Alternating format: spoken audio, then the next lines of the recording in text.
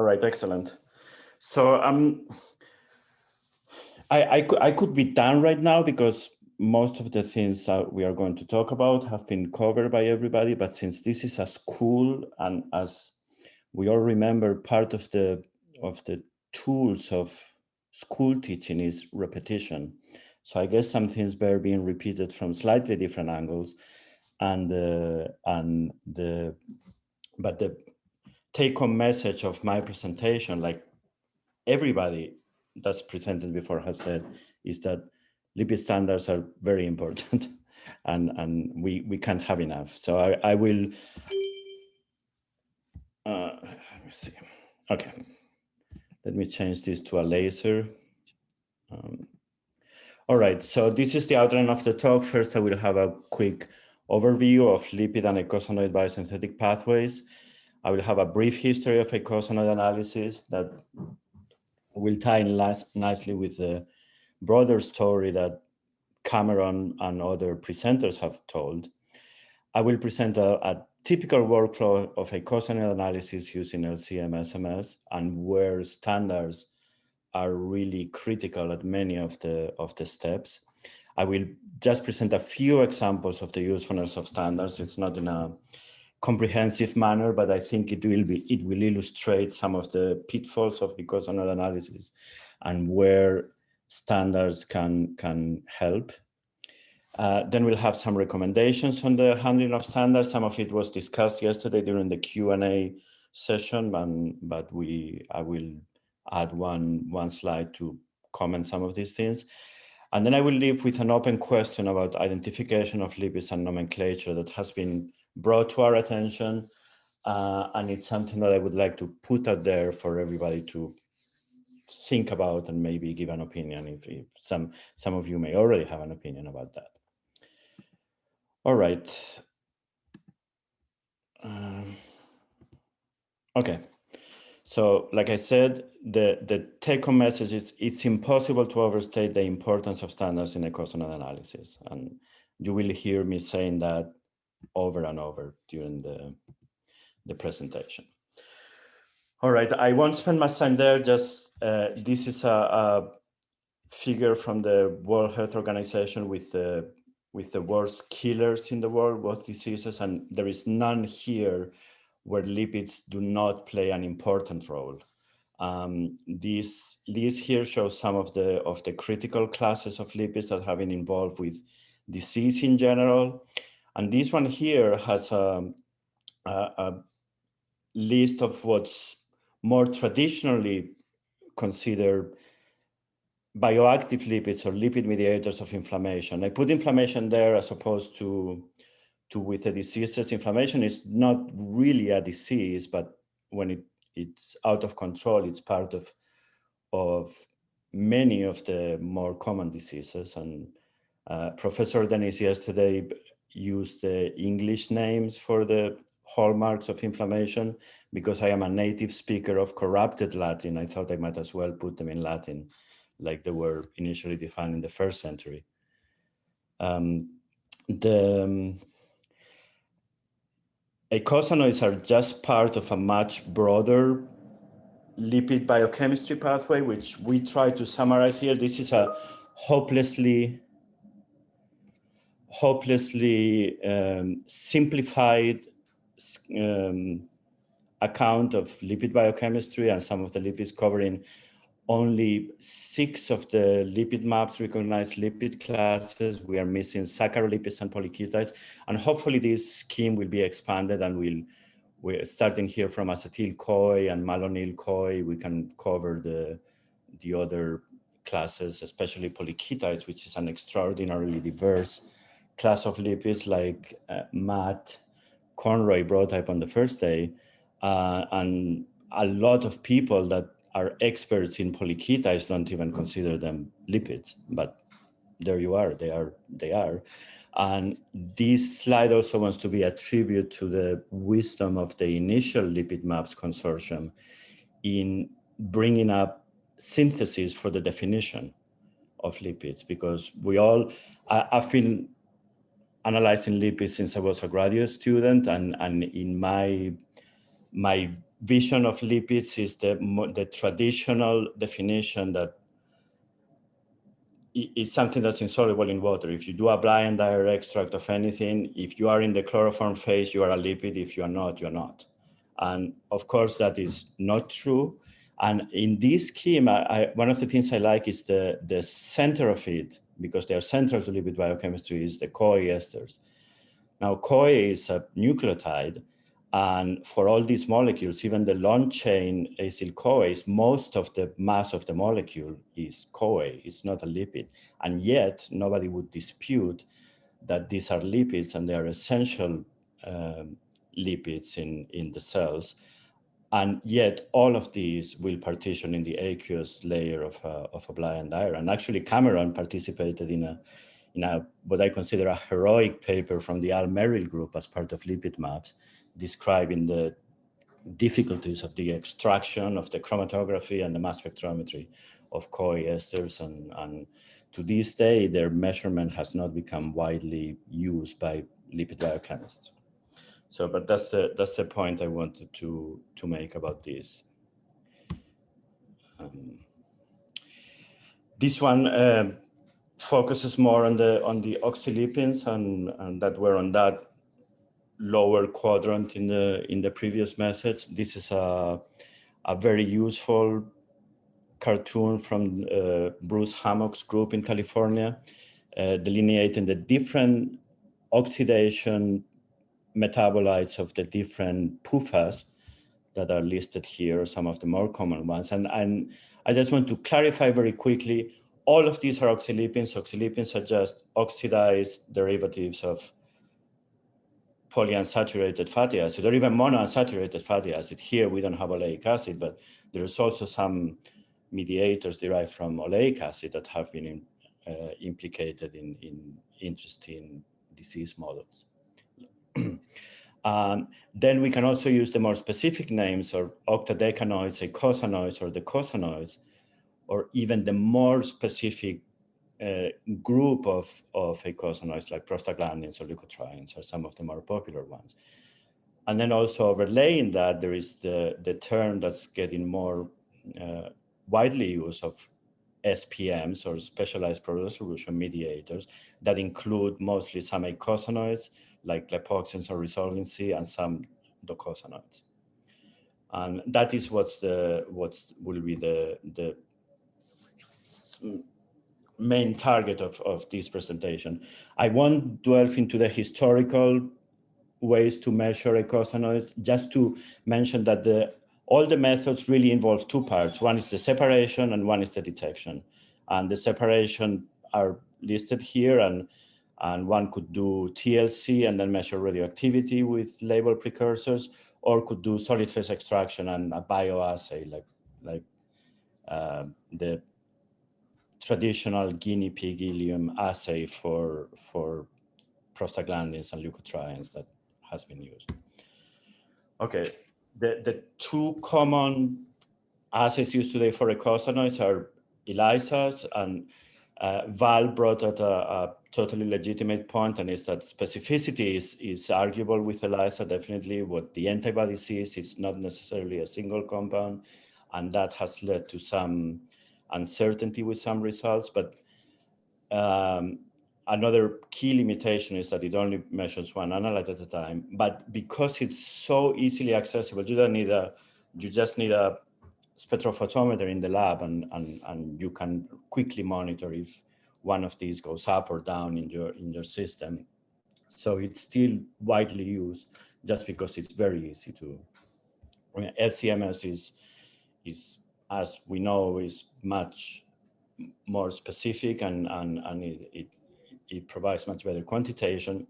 And the only drawback really is that mass spectrometers and standards, and there's also some expertise needed to analyze the data correctly, as this meeting proves.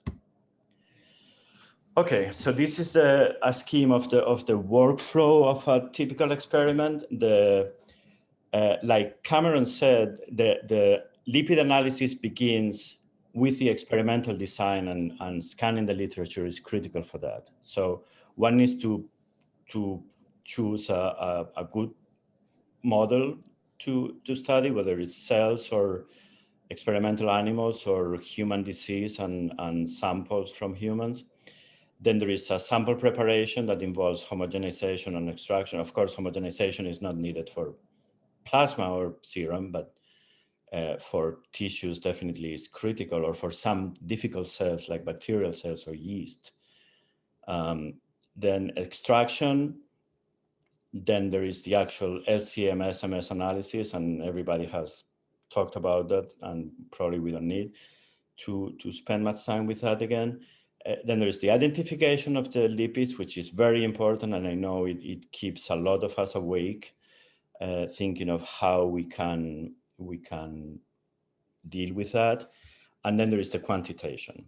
And for us, in most cases, that's where things start. There is the other very important part of data analysis and pathway analysis and see what is changing. But with that's very important for other classes of lipids. For eicosanoids, it's usually not that complicated to analyze at that level. Okay, so critical for all of these, like it has been said, and again, I will repeat, it's critical to have internal standards. So even if we could only add internal standards here to the vials right before doing the mass spectrometry experiment, it would still be useful to have some kind of way to refer all the measurements we will do with all samples. But we all know it's much better to add them early as possible in the experiment, because they will then provide a compensation for all of these. I won't spend time where one can do, like I said, cells or animals. I just want to bring the attention to something that I think is very important, and it was also discussed in the original lipid maps, is cell lines. Cell lines contain much lower levels of arachidonic acid compared to primary cells. This is just a paper of many showing the difference in linoleic and arachidonic acid in primary monocytes compared to a monocyte cell line. And you can see that the levels are much lower. That's true of basically every comparison you can do. Another one, I don't have the paper, but I remember comparing peritoneal macrophages with REW cells, and the levels were like 5% of the primary cells. So that's something to keep in mind. If you want to look at eicosanoid release in cells, you need to keep in mind that your cells may be deprived of arachidonic acid. And then you may want to think about supplementing the medium with arachidonic acid. And that's something we did in the Murphy lab in Colorado with REW cells. Now the other one can use other matrices. I won't spend any time there. Sample collection, of course, is very important, and Dr. Murphy talked extensively about that, so I don't need to spend again much time doing it, other than to touch on something that was discussed yesterday again, that it is important, especially in some models and for some lipid classes and for some molecules, to consider strongly the use of antioxidants or enzyme inhibitors, like Junken very nicely presented for LPA this morning. And now, again, the critical factors to consider are the time of sample collection, the possible exposure to oxygen, and the temperature, and that affects collection and storage and shipping. And I will talk a little bit more about that later. So now, for all these things, like Dr. Murphy mentioned yesterday, label standards can be used to monitor some of these steps. And I have worked with him for 15 years, and I had never hear him say the word sentinels, but I think it's an excellent word for instance, adding deuterated arachidonic acid at the beginning to then monitor for oxidation, or a PUFA containing phospholipid or cholesterol ester or any of your favorite lipids to monitor the possible effects of these things. And I think that's a very good idea. And we saw that accidentally, actually, that was not meant to do, but we make standards, but we also provide analytical services. And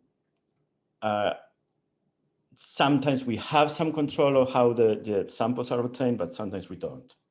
And this is an example of a set of samples that we got. It was actually some oil. That looked suspicious. It looked kind of dark, like one of us would think oxidized. So you can see the traces for PGE2 and the deuterated standard for PGE2, and you can see the actual sample with exactly the same thing. So not only did they have a lot of isoprostanes, as is clear with these blue trays, but even the internal standard was oxidized there, showing that they had a lot of peroxides or reactive oxygen species that were, even in the relatively short time that the internal standard was in contact with it, it got substantially oxidized. So this is an example of how a standard can act as a sentinel to monitor problems with the sample and with extraction procedures and storage. Now the next step is homogenization, and like I said, you have plasma or serum.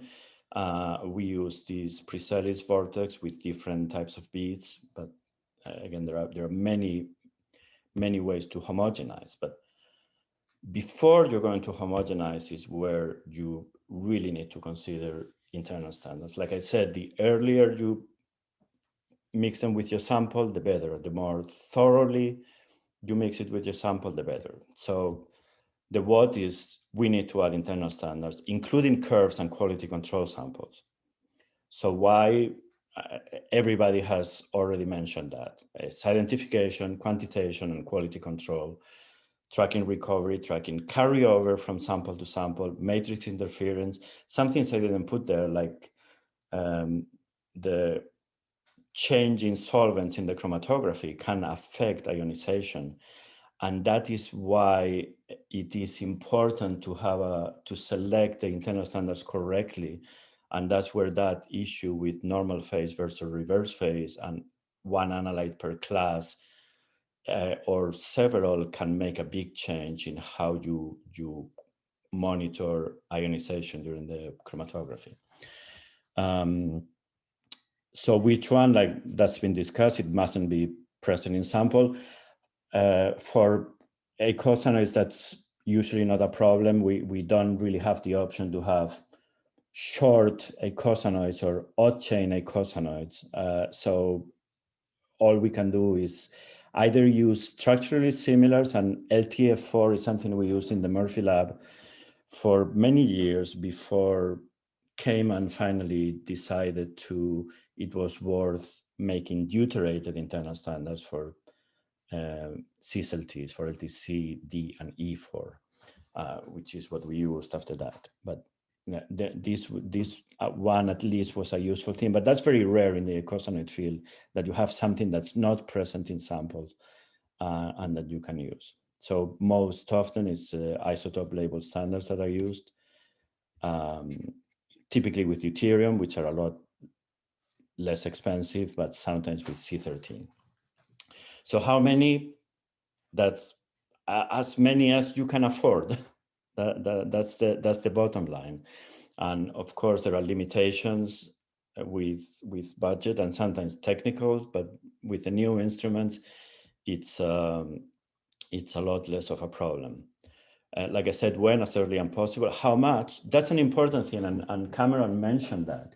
And ideally, when we were doing the experiments in the lab, one can do tests with different levels, so you can tune the right amount of internal standards. You don't want your internal standard to be the most abundant signal in the mass spectrum, and you also don't want it to be in the noise level or close to it. So because if you don't know your samples, and again, sometimes we don't have the luxury to do that because we get some samples and we don't have any extra to do any method optimization, so we have to guess. And our default is to use 1 nanogram of each of the internal standards we use, but sometimes we find that is too much or not enough, depending on what we do. Okay, so anything else? And again, everybody understands it's very important to have procedural blanks with your standards to evaluate recovery and to make calibration curves, ideally in the matrix. Again, sometimes that is not possible, especially as a service provider. If you don't, you may not have extra samples, so you have to make do with curves in solvent. But ideally, it's much better to do it in the matrix, so you can evaluate the possible losses at different levels of concentration. There's different ways to extract. We normally use solid phase extraction. We're using polymeric reverse phase columns. It's a very simple procedure, very robust. It works great for the free fatty acids that the eicosanoids are. And in some cases, I will show you later an example of immunoaffinity extraction where it can be helpful if the antibodies are good and if it is needed. I will just mention here, because it came out in the discussion yesterday, and it's about doing liquid extraction in plastic. And that's, of course, open to argument. And I know people feel very strongly for or against. And my personal experience of many years is that in most cases, it is acceptable to do liquid extraction in, for instance, Eppendorf tubes. I would be very hesitant to use Falcon tubes, for instance, but with Eppendorf tubes, it seems to work very well, provided it can be done really fast, or to minimize the time and to try to keep it cold. And the big problem is organic solvents, especially if you're doing a blind iron and putting chloroform, will solubilize plasticizers used in the production of the tubes, and that can cause big interferences, especially if you're doing positive ion mass spectrometry. But again, it can be controlled if it's done, if the time is minimized, and if some precautions are taken. I am certainly not a fundamentalist in the, well, you always need to use glass. So that is our position. Of course, that's open to argument. And it makes our life a lot easier. Of course, with the tips we use are also plastic, and it makes it a lot easier, because I have tried many times in some cases, especially with neutral lipids, it can be quite problematic when using ethers or things like that. But to do a whole experiment with positive displacement syringes can be really cumbersome. So if it's absolutely not needed, we try to avoid it. Okay. So again, in all of these, internal standards monitor the extraction losses and matrix effects. There are different ways to monitor that. This is just an example where we used, instead of just monitoring the recovery of the internal standard, what we did here is build calibration curves for these four eicosanoids, PGE2, LTB4, 15 heat, and RVD1, build the curves that are shown here, and then on the diamonds here show the quality control samples, which were actually the same curve made in matrix, in this case, mouse plasma. And you can see that they track very well. They're basically indistinguishable. Believe me, all the diamonds are here. It's just you can't see them because they are so tight. So we know in this case, we don't know precisely the recovery, but we know even if there is some loss, the loss is totally compensated by the use of the internal standard and by using the area ratio to the internal standard. So it's the data are perfectly usable. Okay, so then once you've done the extraction, you do the actual experiment. Again, some people have talked, you can think of the quadrupoles as filters. So you set it up as a filter for the molecular ion, and for this example is LTE4, the deprotonated ion. So you just set the filter at 438. Only 438 will go through to the Q2 where it will collide with an inert gas and break apart. And when it breaks apart, most of these lipids break in a very characteristic manner. In this case, it's on this sulfur to carbon atom. And then there is a characteristic fragment you can set the Q3 to detect. Now this, in modern instruments, this can be done over and over, and we can do very many. This is one example that I want to show where we had, think about a dozen internal standards and several analytes that we monitored at the same time. This was done with a mix of internal standards. So the instrument goes cycling between it goes to the first transition, which is what this shift to Q1 to Q3 is usually called, and then it goes to the second one, and there is a cycle time which is critical. Like I show here, this is the results shown here, which are reminiscent of what many other people have shown.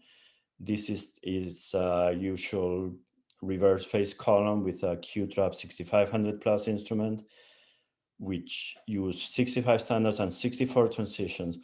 The transitions had a dwell time of 10 milliseconds, which is quite good. It's starting to be on the low side, but it's pretty good with modern instruments, with a total cycle time of almost 1 second. And you can appreciate here in the zoomed out green peak, which is arachidonic acid.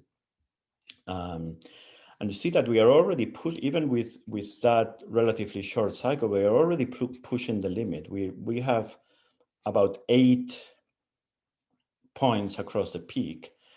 So we couldn't make it for this experiment. We couldn't make it a lot shorter. Of course, we know we can. By the way, I also want to make the point. We know this is arachidonic acid because that's what we added, but what we would report is Fa20 with 4 because we don't know where the double bonds are.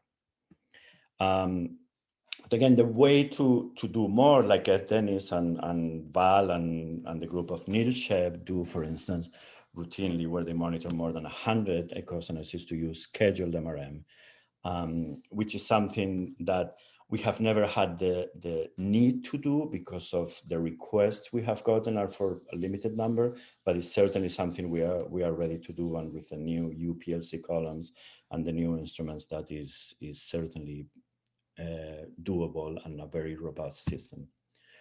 Okay, so the first use of the standards that everybody has assumed, but nobody has mentioned directly, is the first thing you need is to know what are you going to measure. So you need to take each one of the standards of the analyze you want to measure and get an MS2 spectrum.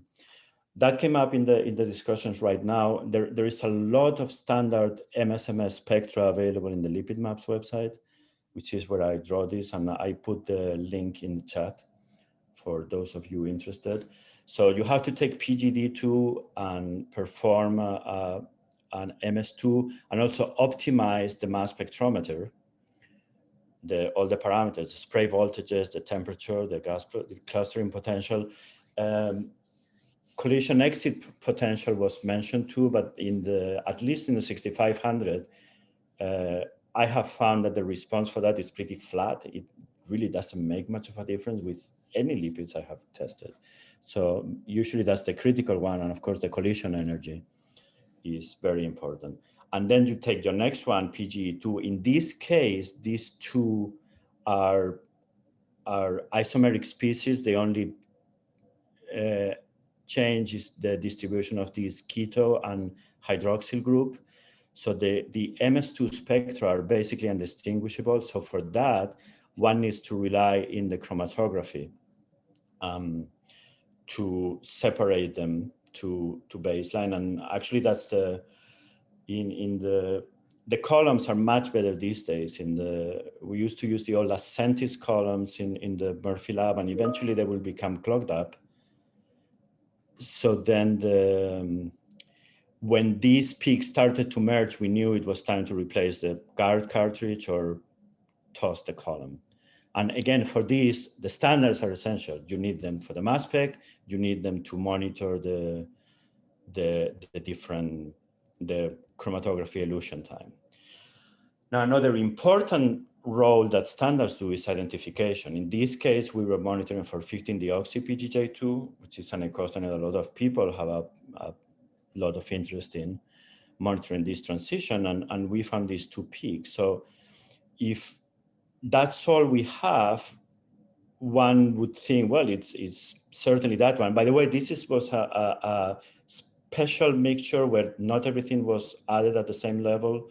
There were different things that were being tested, so that's why there's such a big difference between these two. But after doing many of these, this felt like it was a little bit too early. So then when you actually have the internal standards, you realize that it's this other peak. By the way, you can see also the characteristic thing that Stacy mentioned yesterday, and that is extraordinarily useful in identification, and it's the deuterated standards always elute a little bit before the D0 endogenous standards and analytes, and that is very useful. So eventually we determined that one, we had a problem with the voltage. The voltage was a little bit too high. And what we were doing was fragmenting PGJ2, which was also present in the standard sample. And this has this structure, and it lost water, and it gave a big signal at 315, which is what we were recording when monitoring for the 15-deoxy-PGJ2. So again, this is internal standards coming to the rescue and allowing you to not make a huge mistake by misidentifying a lipid. Now, this is another example that is also important. It seems to be pretty specific for brain, and we had actually observed it back in Colorado in 5LO knockout mice, where we would see a big LTC4 peak, which didn't make any sense. It's pretty close to the LTC4, but we know, like what I mentioned, the D0 elute always a little bit after the deuterated standard. So we know this is not LTC4, but there was this little hump. So that's where we decided to use immunoaffinity extraction with a resin that's covalently bound to CSLT antibody that recognizes specifically CSLTs.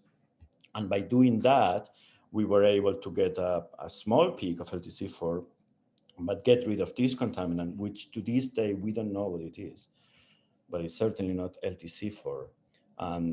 Again, the standard allows us to make the correct determination. Now, another consideration, of course, is accuracy. Here I show just the profile of equimolar amounts of 5 heat, 12 heat, and 15 heat, all monitored with the deuterated 5 heat.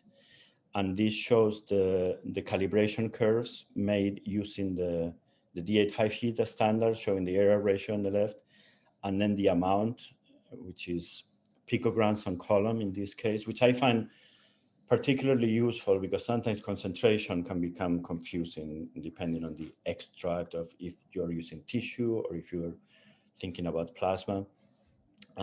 So you can appreciate that the curves for 5 heat and 12 heat are quite tight, but already for 15 heat, it starts diverging. You see it, we start getting away from unit. So if one were to only use a surrogate 5 heat as a surrogate standard for the others, for 12 heat the error would be minimal, but you can think if you observe an error ratio of 10, if you want to monitor 15, you would be here and you would be calculating probably more than 50% more than what you actually have. So that's an important consideration. So if you can use, and I also suspect that in this one experiment, had we used the deuterated 15 heat, probably the curve would be much better. So if you can use all the corresponding analytical standards and internal standards, then the accuracy will be much better. All right, the quality requirements, Cameron went through them, but I just want to mention it's essentially an equivocal structure that's determined using assumptions from the synthesis strategy, the UV spectrum, chiral chromatography, GCMS, LCMS, and NMR to make sure that the standard has the structure that it's supposed to have and that we expect it to have. Then the deuterated internal standard purity is very important. It has to meet a sufficient number of deuterium atoms. And I will show something really quick that Bob Murphy put together to illustrate that in a theoretical example. Of course, we need to know the accurate concentration known, especially the reference standards. The exact amount of the internal standard is not that critical because it compensates when you use the area ratio in isotope dilution calculations, then it becomes not critical. Sorry. Then it has to be a useful formulation in terms of concentration and solvents that will be miscible with other solvents if one wants to make a mixture of different ones. They have to be stored in good quality containers. The long-term stability needs to be verified, and pre-mix standards can greatly simplify the work. And I will comment that briefly later. This is just a theoretical example that Dr. Murphy put together for our Cayman currents, showing that if you have only one deuterium, your dynamic range that you can measure with an internal standard is very limited. It's not even a full order of magnitude. Whereas if you have 4 deuteriums, then it gets greatly expanded. But also that purity is critical. And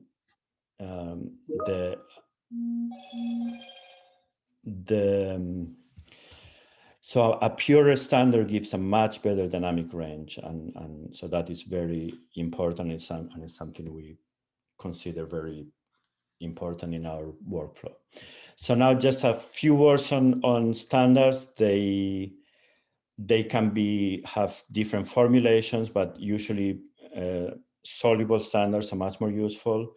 Methyl acetate is common, but ethanol or methanol can also be used. There is a new line of max spec standards where like I said, the concentration of the reference standard is critical. So that's an effort that we have made. And like Cameron mentioned, and Avanti and other vendors have used, and the mixtures can simplify the workflow. So now we have some mixes of eicosanoid standards available. And some of them you can search on our catalog as eicosanoids. Many of them are actually labeled as oxylipins for the reasons I mentioned earlier. So those are available. So the good practices for samples is use consistent sample collection, flash freeze everything as soon as you can, and store them as cold as you can, ideally flush with an inert gas, and then both for samples and internal standards, if possible, thaw only once. Okay, and I just want to have this final reflection is of course, we have a 5S heat as an internal standard, but we have this transition. This 115 ion tells us that the hydroxy is on 5. So we are totally fine using 5 heat as a name. But now how about PGE2? So PGE2 involves all of these assumptions of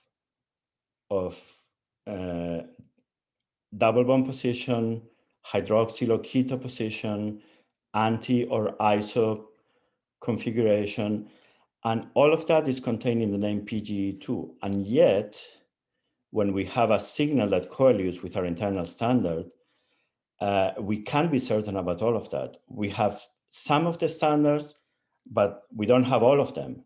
So we can't exclude that some of them may be there. So then should we just call it FA20 with 430? But that also would be misleading because we know a lot more. For one thing, we know it's not 11 beta or PGD2 like Ed Dennis showed. So that would be not quite accurate. So that's something maybe for all of us to ponder, but our position right now is that it's fine to call it PGE2 for now, but make sure in all the papers that the information reported is what we have. And with that, I just want to thank my colleagues, Paul Kennedy and Jeff Johnson, and the bioanalytical and synthetic chemistry team at Cayman. Again, lipid maps and the effort that they have made and that they continue doing. And I salute Maria and everybody that keeps the ball rolling in that area. And Dr. Murphy that put together that little cartoon on the purity and deuterium content of standards, and then all of lipid researchers, which means you. And with that, I will take any questions. Thank you. Great.